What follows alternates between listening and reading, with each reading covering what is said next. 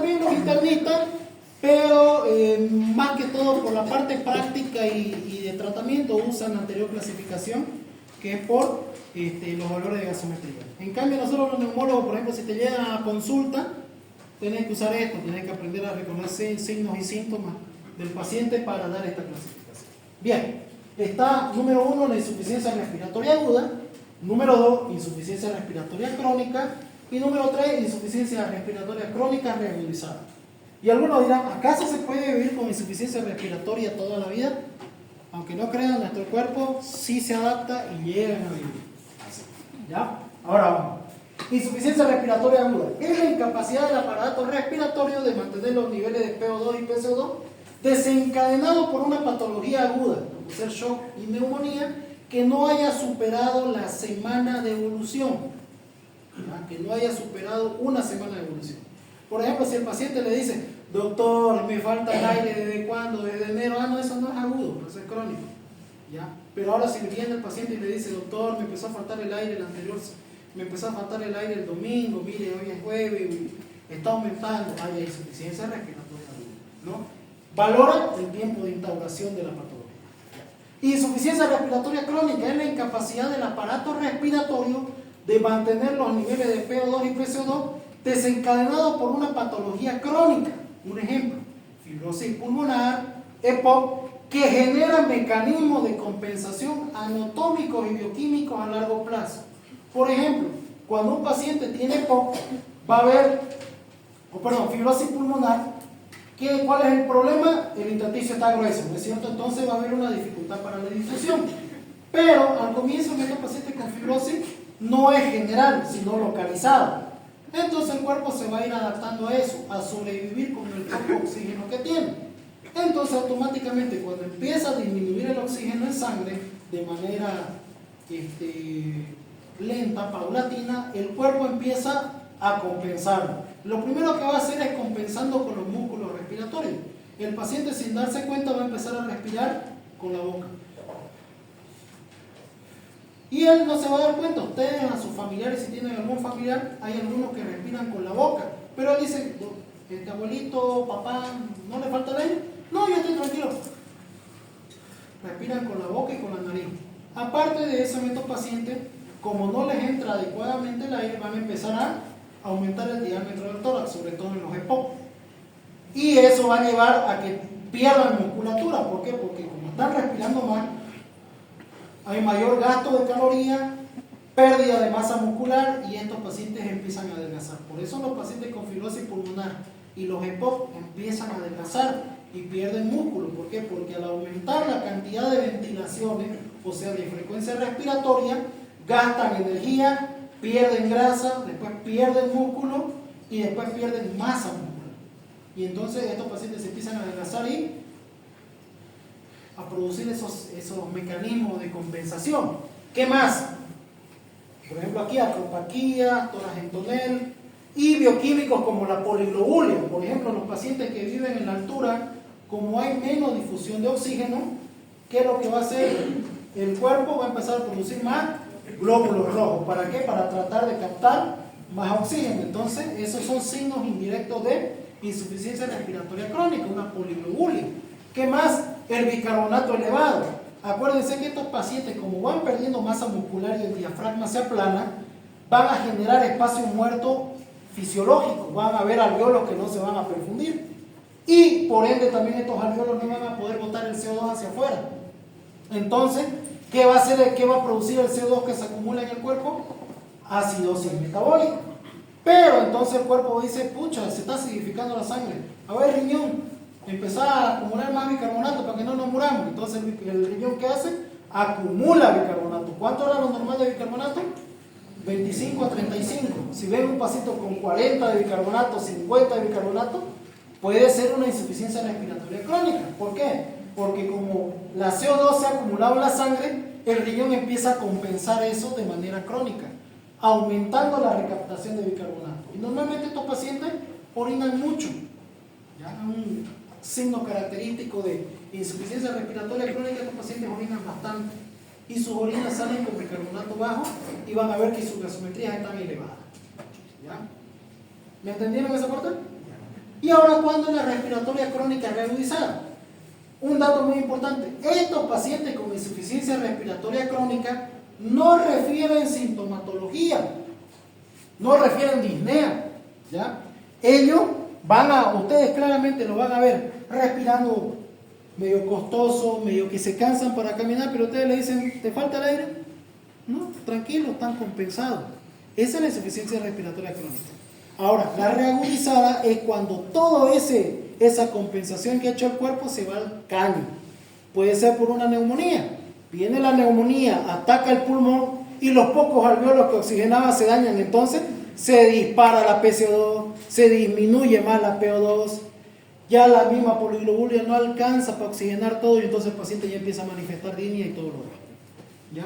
Entonces, ¿qué dice aquí? Insuficiencia respiratoria crónica reducida es la descompensación de una insuficiencia respiratoria crónica que genera síntomas e inestabilidad hemodinámica. El paciente va a empezar a ponerse diaforético, va a empezar a hipotensar, va a ponerse taquicárdico. Ahí recién va a sentir la hiperventilación, a pesar que ya lleva 20 años respirando con los escalenos, recién ahí lo va a sentir. ¿Por qué? Porque su gruesa, su delgada línea de compensación que ha tenido durante 20 años se arruina por un solo síntoma.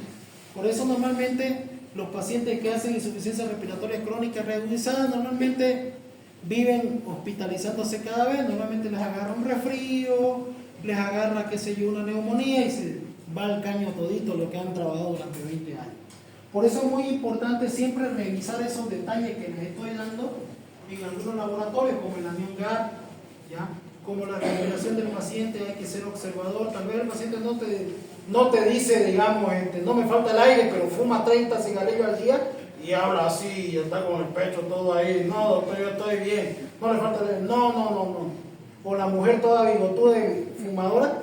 No, doctor, yo estoy bien. Yo hasta a mi hijo le hago pataca todos los sábados a leña.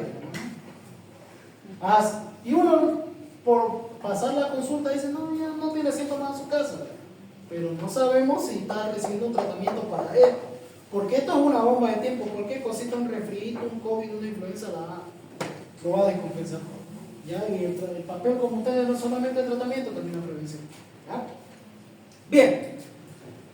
Ahora, ¿qué tipo de síntomas, parámetros van a haber en cada una? Muy importante. Por ejemplo, antecedentes respiratorios. En una insuficiencia respiratoria aguda puede ser que no tenga. Por ejemplo, supongamos que ella hizo influenza hoy. ¿Tienes algún problema respiratorio de base? No sufrí de disnea, todo nada. Entonces no tiene antecedentes respiratorios. Tal vez algunos hacen insuficiencia respiratoria aguda con patología de base, sí, los asmáticos. ¿Por qué? Porque hacen un broncoespasmo, no entra el aire y hacen insuficiencia respiratoria. Son pocos, sí, los que no tienen los que tienen antecedentes de insuficiencia respiratoria aguda. Con respecto a la crónica, sí, ya tienen, mire, yo estoy enfermé de tuberculosis hace 20 años, nunca me he hecho tratamiento, pero estoy bien. Ahí ustedes lo ven, ¿no? Tienen antecedentes. Sintomatología aguda, brusca, de corta duración. Yo estaba feliz y contento en la sala, en la clase de neumología, de medicina interna. Salgo, me voy al patio y me faltó el aire, porque alguien me golpeó la espalda y me hizo una neumotora. Ya pasó una vez en esta carrera, y ya que ahora está en el cielo, la causó el doctor Nogal. Resulta, esa es una anécdota, cuando yo estaba en tercer año, y el respiratoria aguda no lo va a tolerar, todos sus síntomas lo van a desesperar, se va a poner mal. En cambio el crónico ni lo siente, generalmente, bueno, a veces me canso, camino 2 cuadras, pero ya estoy mayor, ¿qué voy a hacer? Digamos. Lo tolera. Hemoglobina, normalmente en el agudo está normal la hemoglobina, y en el caso de los crónicos hay poliglobulia, ¿no? El pH en la aguda va a haber acidosis, si hay hipercambio, y en el caso de la crónica va a estar normal, como les acabo de mencionar, trata de compensar todo. Bicarbonato en la aguda, normal, bicarbonato en la crónica, elevada si hay hipercambio. ¿Por qué? Porque va a tratar de compensar la acidosis. ¿Ya? Muy importante eso. ¿Tienen? Facilito, ¿no? Bien. Ahora, ya que entendimos insuficiencia respiratoria aguda, ya vamos a entrar a distrés respiratorio agudo, que es muy distinto. Ojo, insuficiencia respiratoria aguda es una cosa, distrés respiratorio es otra cosa. ¿Tenemos tiempo todavía? Bien. Ahora, ¿entendieron insuficiencia respiratoria aguda? ¿Alguna duda? Bien. Vamos, síndrome de distrés respiratorio agudo. Es un cuadro clínico de disnea intensa que comienza rápida, caracterizado por hipoxemia e infiltrados pulmonares difusos que culminan en insuficiencia respiratoria. En otras palabras, va a ser una causante que va a llegar a la larga en insuficiencia respiratoria, pero la principal característica es infiltrados pulmonares difusos. Muy distinto a los conceptos de insuficiencia respiratoria que no solo tomaban la patología pulmonar como causante, sino también otras, ¿no es cierto? En cambio, en distrés, sí o sí la causa tiene que ser pulmonar. ¿Ya? Eso tomen en cuenta. Bien. Causa. Puede haber lesión pulmonar directa o lesión pulmonar indirecta. Si hablamos de la pulmonar directa, la más común, la neumonía, una broncoaspiración. ¿Alguien sabe qué es broncoaspiración? Es lo que hacen ustedes, lo que algunos hacen después de que van al aniversario de la carrera, beben como cosaco, se vomitan y después están comiendo el vómito, digamos, ¿no? Y algunos se van por el caminito viejo y se entra al pulmón y produce neumonía, broncoaspiración, ¿ya? Esa es broncoaspiración. O a veces cuando están así, riendo y le tiran una carcajada que su saliva se va al entonces, como la boca no es limpia y es sucia, entra una bacteria y te produce neumonía. Ahí está. ¿Qué más? Contusión pulmonar, un trauma de tórax cerrado. Estaba yendo Pancracia con Satuco en la moto, Pancracia se cayó y luego se fracturó los huesos, pero así le infiltraban la bola de sangre en el pulmón en la radiografía. Hay una contusión pulmonar, eso lleva a distrés. ¿Por qué? Porque esa contusión no va a permitir por el dolor la buena ventilación y la misma destrucción de células va a producir factores de inflamación que van a edematizar a ambos pulmones y dificultar la oxigenación. Casi ahogamiento. Van a la piscina en el aniversario de la carrera, la tienen a la piscina con todo el celular a su compañera y no sabe nadar y se ve más azul que otra cosa. Entra el agua y al entrar el agua, no importa si es sucia o no, por más que sea agua destilada, entra el agua, destruye el agente surfactante y ustedes la golpean para que bote el agua, pero al destruir el agente surfactante, ¿qué va a pasar con el pulmón? Los alveolos colapsan y distrae respiratorio. Lesión por inhalación de tóxicos. Estos son para los que le echan a la fafa un poco gruesa o trabajan en el área de limpieza. Lean un poco el léxico argentino para que me con respecto a la inhalación de tóxicos, por ejemplo, los que trabajan en limpieza. ¿Han leído las etiquetas que dicen no mezclar cuando están agarrando lavandina, están agarrando lejía? ¿Qué es lo que mezclaban en el COVID? ¿Cómo se llama esta cosa? No lavandina. No, dióxido de cloro, esa es otra cosa. Esterilizaban con amonio cuaternario y no me acuerdo cuál es el otro. Ay, la palabra va a sonar propóleo. No me acuerdo, ya. Bueno, pero con esos tóxicos. Al mezclar estos tóxicos van a liberar gases y estos gases al inhalar producen quemadura química o a lo que nosotros decimos en neumología neumonitis por inhalación. Inflama los alveolos y al inflamarse no van a poder hacer el intercambio gaseoso y el paciente hace insuficiencia respiratoria. Claro ejemplo de mezcla que hacen todas las madres de familia, lo ha hecho tu madre, lavandina con alcohol. Si ustedes mezclan la lavandina con alcohol, se transforma en amoníaco y el amoníaco quema hasta tu seno paranasal, te lo quema. ¿Ya? La soda cáustica, no por nada te dice la soda cáustica, usar agua caliente, barbijo y guante y una vez que eche, ventile todo. Y me acuerdo que mi madre, digamos, con soda cáustica echaba la taza y con la ventana y todo cerrado y salía toda arrastrada. Igual hubo una de limpieza aquí que se intoxicó con mezclar vinagre, alcohol y lavandina. No mezclen las cosas si no saben. Lean los prospectos de los utensilios que usan para la limpieza. Se van a quemar los pulmones. Bien. Lesión pulmonar indirecta, septicemia, una sepsia. Al haber factores de inflamación en la sangre por una infección, estos factores de la inflamación que van a producir vasoconstricción en las arteriolas, sobre todo en las que perfunden al pulmón y va a producir hipoxemia. Traumatismos graves, la misma pancracia que la arrollaron, por los mismos traumatismos va a producir distrés respiratorio. Transfusiones múltiples. Si ustedes reciben muchas transfusiones de sangre, pueden desarrollar distrés respiratorio. Normalmente en algunos se ve cuando ya reciben más de 4 o 5 paquetes regulares. Por ejemplo, ha pasado en pacientes que son politraumatizados o en los grandes quemados que hay que hacerle las limpiezas quirúrgicas con bastantes transfusiones, hacen distrés por esta misma razón. Sobredosis de fármacos. Hay algunos fármacos que producen inflamación pulmonar.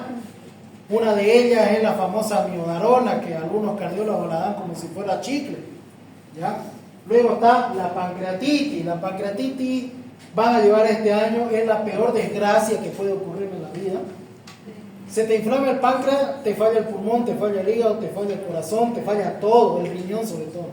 Ya van a llevar con el doctor Virué pancreatitis.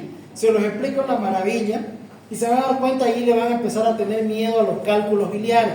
Porque la principal causa de pancreatitis son las litiasis biliares, ¿ya? Y la otra causa es el alcoholismo, pero es muy poco probable esto. ¿Y por qué es muy poco probable esto? Ustedes me van a seguir echando, ¿ya? Entonces, las causas biliares, yo por ejemplo cuando descubrí que tenía mis 2 piedritas, me hice mi laparoscópica el 2023 y no eran 2 piedritas, eran 25.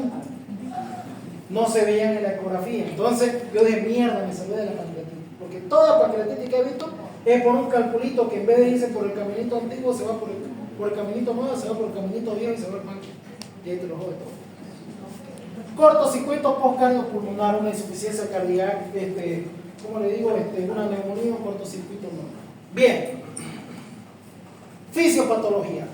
Se va a dividir entre fase exudativa, fase de proliferación y fase de recuperación o fibrótica.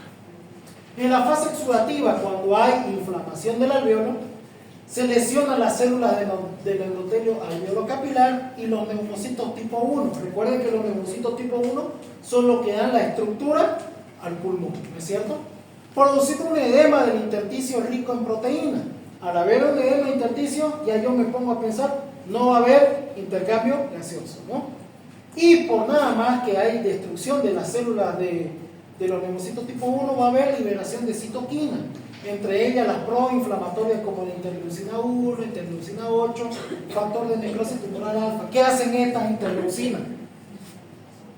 Llaman más leucocitos al sitio de la inflamación, sobre todo neutrófilos, ¿no es cierto?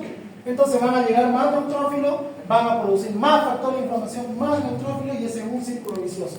Va aumentando cada vez la inflamación. Se produce además de edema alveolar, que disminuye la dilatación de los mismos, causando colapso de las zonas inferiores del pulmón. Las primeras en fallar siempre van a ser las que están en la zona de declive, la base, produciendo más hipoxemia e intensificando la ventilación y la disnea. Las radiografías pueden mostrar opacidades pulmonares que comprometen 3/4 partes de los campos pulmonares.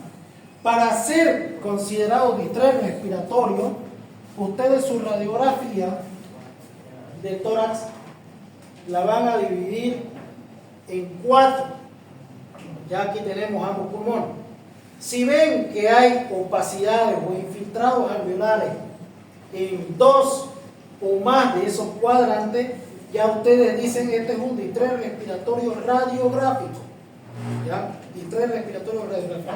Ven 2 cuadrantes, ya sea estos 2, ya sea estos 2, o solamente los 2 de arriba, o solamente los 2 de abajo. De 2 o más cuadrantes con infiltrados alveolares, ya ustedes dicen este es un posible distrés respiratorio radiográfico. ¿Ya? Bien, entonces este es el resumen. Normalmente tenemos un alveolo normal. Estos son los neumocitos tipo 1, estos son los neumocitos tipo 2, células de Clara que producen el surfactante, este macrófago alveolar es el neumocito tipo 3. Entonces, este es un alveolo común y corriente.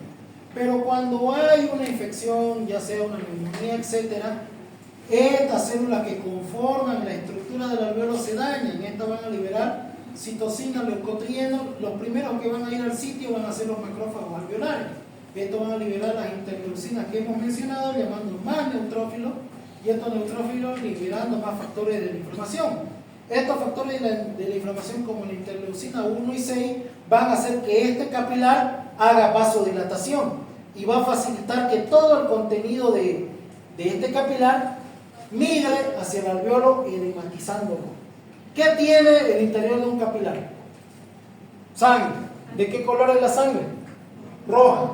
Es por eso que en los pacientes que hacen neumonía, que están en la fase de ¿cómo se llama?, de condensación o de hepatización roja, hay algunos que expectoran y hilitos de sangre. No es hemoptisis, recuerden que hemoptisis es sangre pura. Esta es una expectoración hemoptoica, ya que es flema con hilitos de sangre. ¿Y por qué son esos hilitos de sangre? Porque está pasando esto. Hay una vasodilatación de los capilares que irrigan un alveolo. Como ha habido esta vasodilatación, todo el contenido de la sangre pasa al alveolo, y como este alveolo está lleno de secreción, expectoramos, y como hay sangre entre medio, se ven esos hilitos. ¿Ya? Es por eso que se llama hepatización roja. ¿Por qué? Porque hay una difusión de contenido sanguíneo hacia el alveolo. Esto va a hematizar el intersticio y este alveolo ya no va a oxigenar. Pero esto no solo pasa en un alveolo, pasa en otros miles más. Y por ende, la saturación de oxígeno empieza a disminuir, ¿no? ¿Me entendieron, no? Está facilito. Bien. Este es otro ejemplo de lo mismo, ¿no? Aquí tenemos uno normal, los mismos elementos que lo conforman, y aquí ya está uno que está totalmente lleno de secreción, con acúmulo de fibrina y el intersticio engrosándose, ¿no? Bien, la fase proliferativa. Esta fase dura normalmente entre el día 7 al día 21. Normalmente la fase exudativa dura del día 1 al día 7, pero la proliferativa del día 7 al 21. ¿Ya? En esta fase comienza la fase de resolución del cuadro. En un cuerpo normal, la fase de resolución del cuadro, y los leucocitos que abundan son los linfocitos. Ya los neutrófilos se encargaron de limpiar todo y empiezan a aparecer los linfocitos que empiezan a liberar inmunoglobulinas para protegerlos. ¿Ya? Los neumocitos tipo 2 aquí vuelven a producir nuevo agente tensioactivo y empieza la reparación pulmonar. Pero a ver, ¿esto llega a pasar siempre? Casi nunca.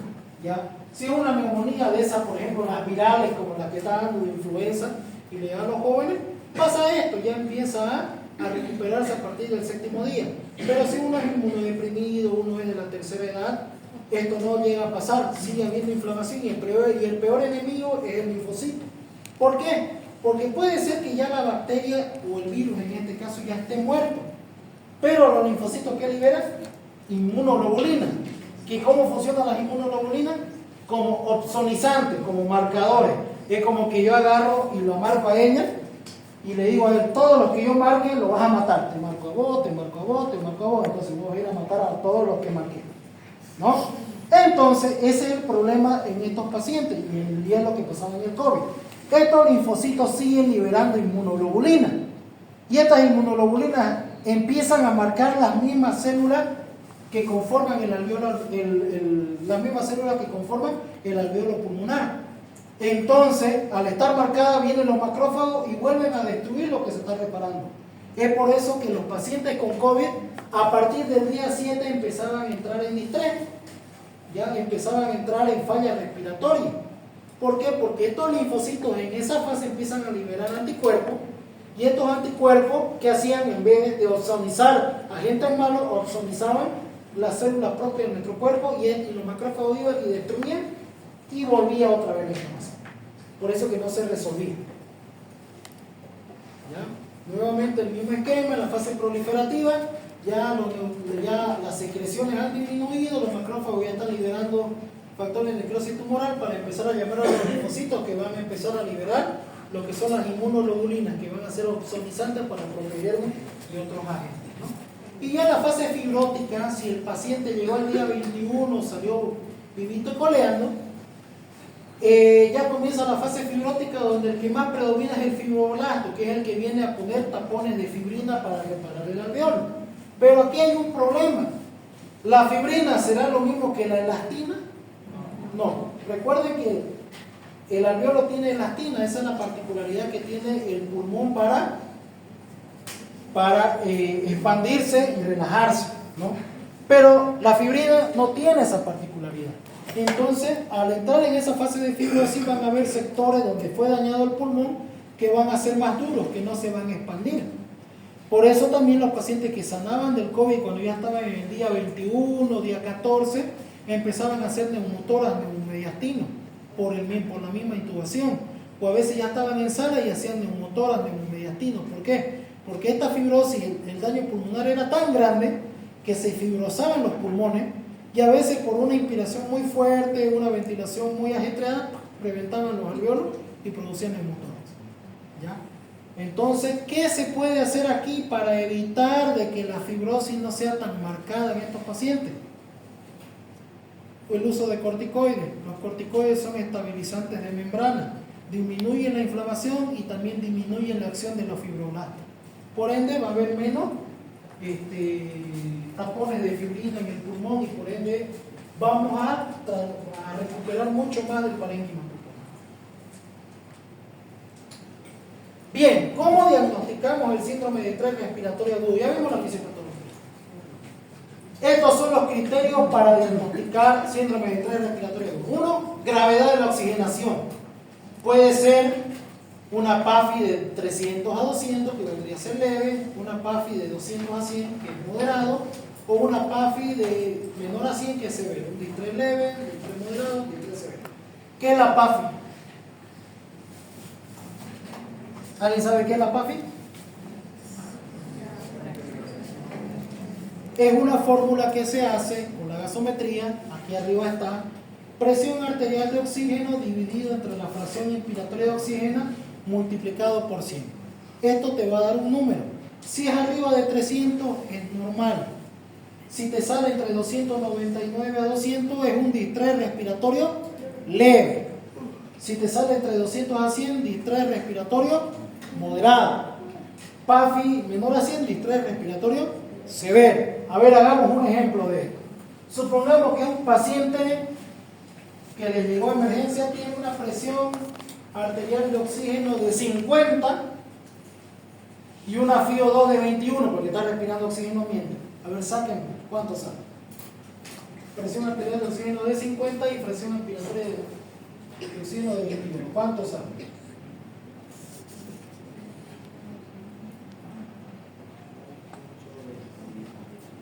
¿Cuánto sale?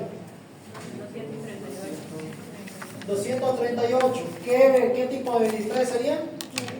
Distrés respiratorio leve, ¿no? Entonces ya saben cómo clasificar ese distrés. ¿Y cómo saco la FiO2? Yo ahorita les acabo de dar la FiO2, ¿no es cierto? Si es oxígeno ambiente, 21%. Pero si tu paciente te llegó en ambulancia con 4 litros de oxígeno, ¿cuánto es la FiO2?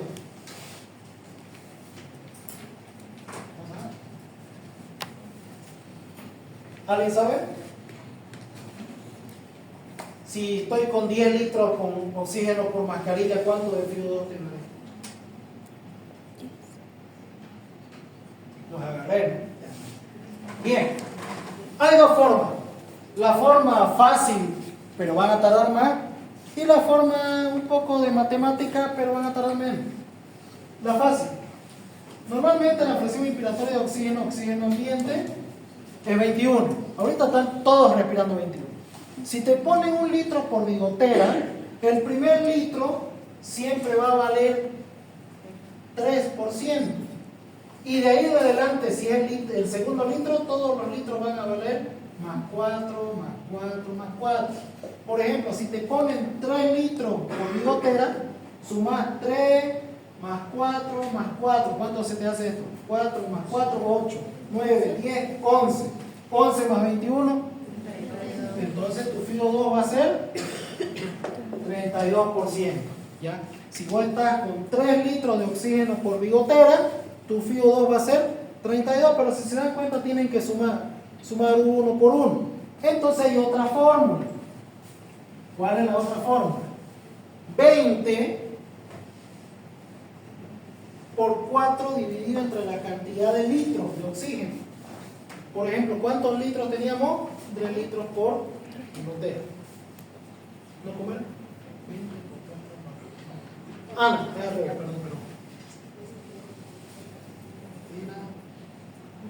Ah, ya, perdón.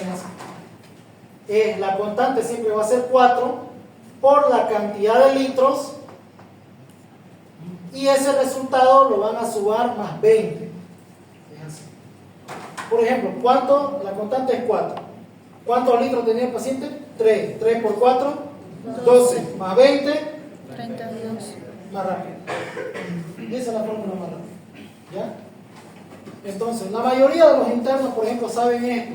El primer litro es 3, doctor, el segundo litro es 4, y de ahí adelante todos los litros son 4. A ver, sacarme la FIO2 con 12, y entonces pido 4, más 4, más 4, más 4, más 3, más 3. Tarda. Entonces, mejor es esta fórmula.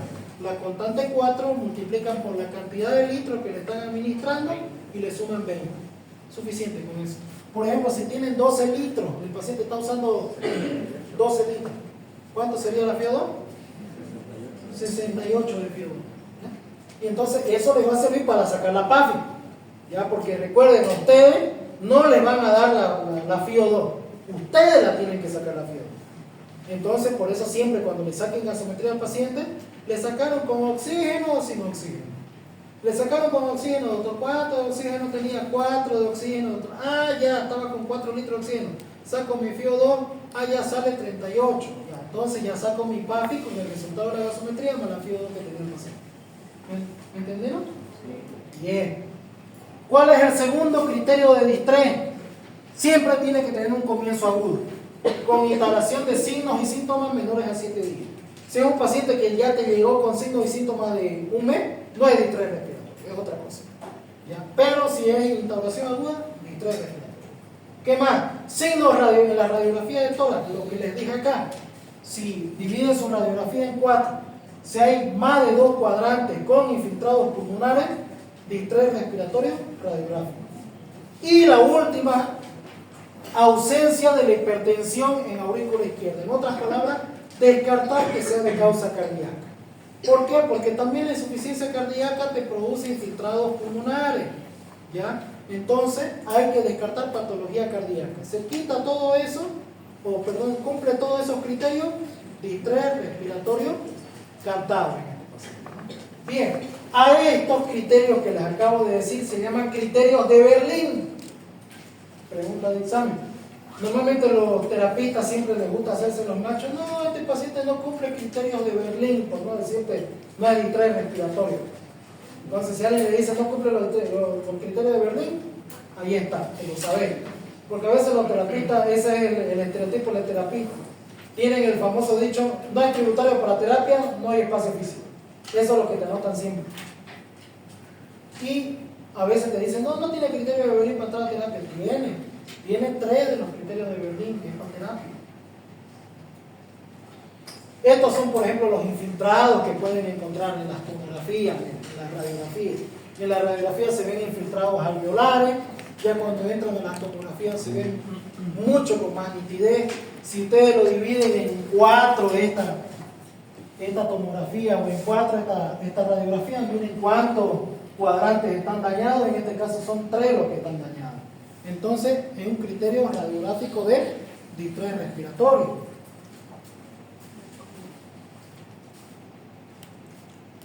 Más radiografía para que nunca se olviden. Este es el típico patrón alveolar. Miren, infiltrado radiopaco con broncograma aéreo. ¿Se acuerdan lo que les enseñé en la anterior clase? Infiltrado o imagen radiopaca con broncograma aéreo. Infiltrado alveolar.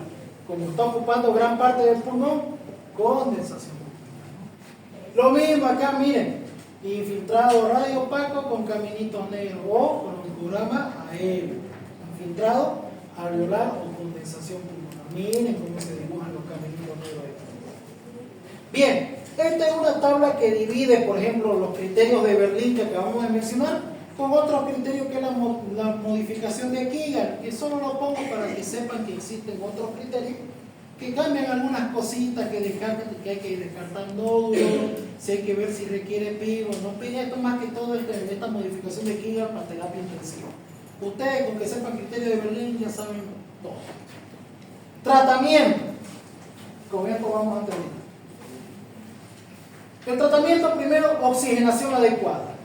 Hay que valorar uso de ventilación mecánica con relajación muscular, porque el paciente, si ustedes lo intuban y lo dejan consciente, la taquipnea no va a dejar que el ventilador haga su trabajo. Entonces a estos pacientes por eso se les hace la sedación, para dormirlos y para que el ventilador los pueda oxigenar de manera adecuada. También en la oxigenación adecuada, valorar si tiene que utilizar bigotera. Tal vez no es un distrés muy marcado y solamente lo pueden tener en sala con bigotera o mascarilla de oxígeno. Un detalle muy importante. Si es distrés respiratorio leve, ese distrés ustedes lo pueden manejar con paciente internado, con bigotera o mascarilla. Por ejemplo, si ustedes están en el turno, mira, llega un paciente con esto, ya estoy distrés, ¿cuánto es la PAFI? 38.